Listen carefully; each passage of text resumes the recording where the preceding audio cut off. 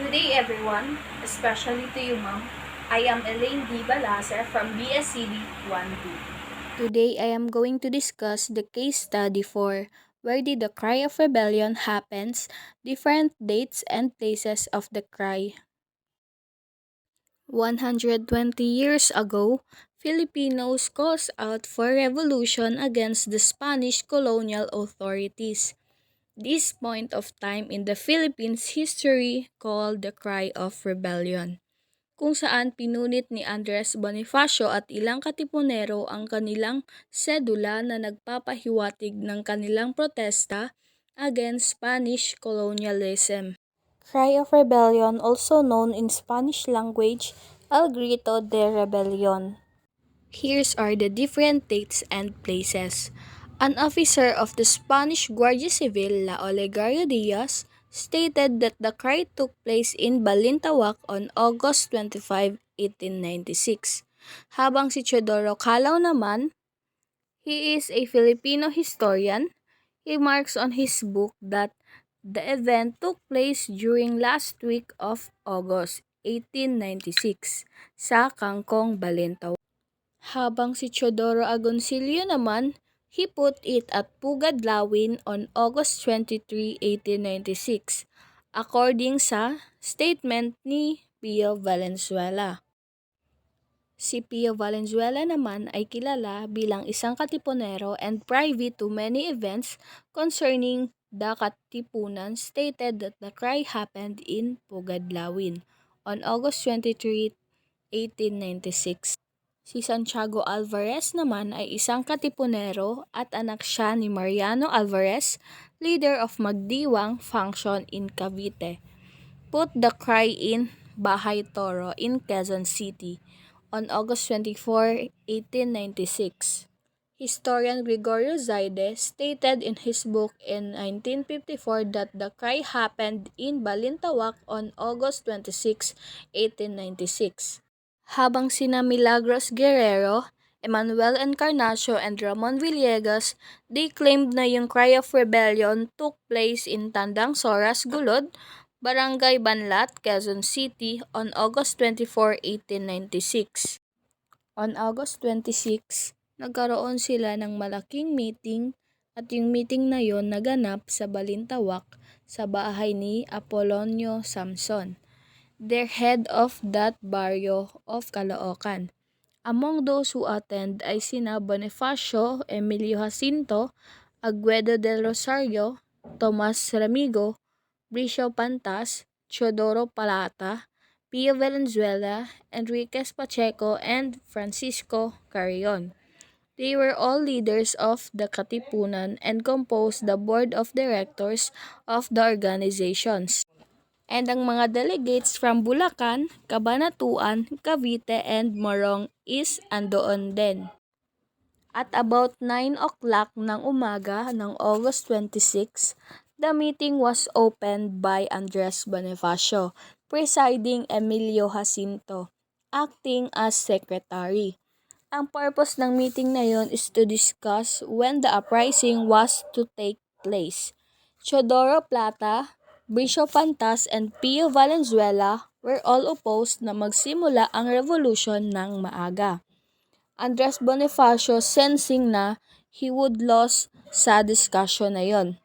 When he left sa session hall and kinausap niya yung mga tao na naghihintay sa labas ng session hall kung saan sila nagmeeting, yung mga tao na yon sa labas ay naghihintay ng resulta ng kanilang meeting. Sinabi niya sa mga tao na ang mga leaders daw ay nagtatalo-talo against starting the revolution early.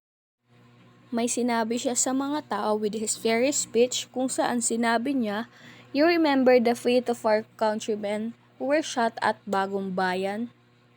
Dapat ba daw silang bumalik sa bayan, babarilin lang sila ng mga Kastila. Their organization has been discovered and lahat sila ay mga markadong lalaki." Sabi niya naman, if we don't start the revolution, makukuha pa rin tayo ng mga Kastila. What then do you say? Tanong niya. Revolt, sigaw ng mga tao. Bonifacio asked the people to give a pledge or to revolt. Sinabi niya naman na ang tanda ng pagkaalipin ng Pilipino ay ang buwis ng sedula na sinisingil sa bawat mamamayan. He also said, if it is true that you are ready to revolt, gusto kong makitang sirain nyo ang inyong sedula. It will be a sign that all of us have declared our severance from the Spaniards. The continuation of this report will be discussed by Almira Duma. Okay. Good morning, ma'am. My name is Almira K. Duma, VSCD 1B. Okay. So our discussion for today is all about Fio Valenzuela on Cry of Pugadlawin. Okay. Yes. Ang unang naganap nung panahon nila Andres Bonifacio, Emilio Jacinto, Eusebio Bonifacio, Teodoro Plata, and Aguido del Rosario, and was in Balintawak. The first arriving there on August 19, kung saan unang dumating yung mga tao, and August 20, 1896, ang unang lugar kung saan nagkita ang mahigit na 500 na miyembro ng Katipunan noong August 22, 1896. Okay. At ginanap dito sa bahay ni Apolonio Samson, isang kabesa ng Caloocan. Tandaan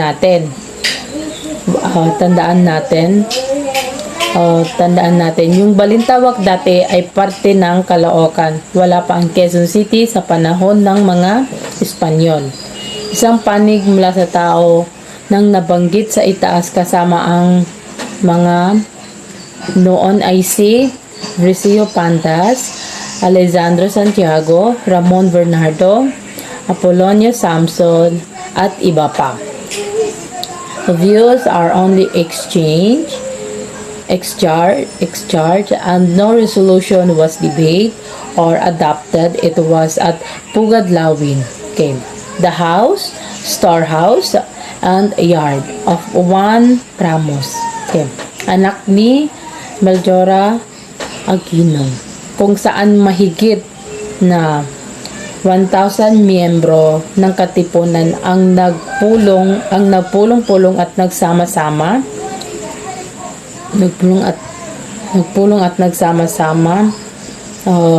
magsagawa ng talumpati noong August 23, 1896. Okay. At syempre, yun ang very symbolic na pagpunit ng mga cedulan certificate nila at sumigaw sila na mabuhay ang Pilipinas, kasi nga kaya nila ginawa yun para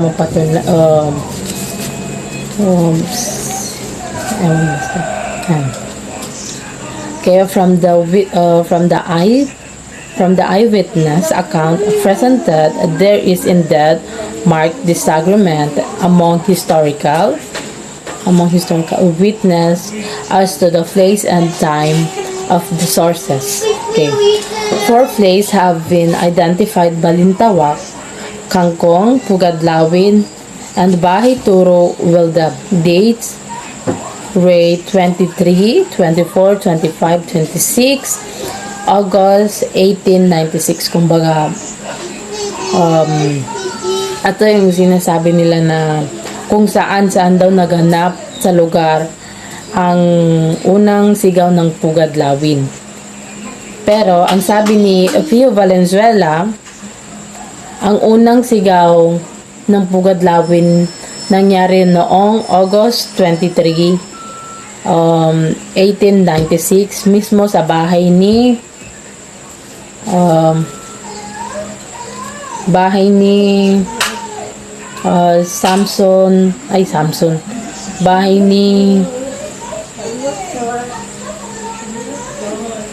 Apolonio Samson. Okay.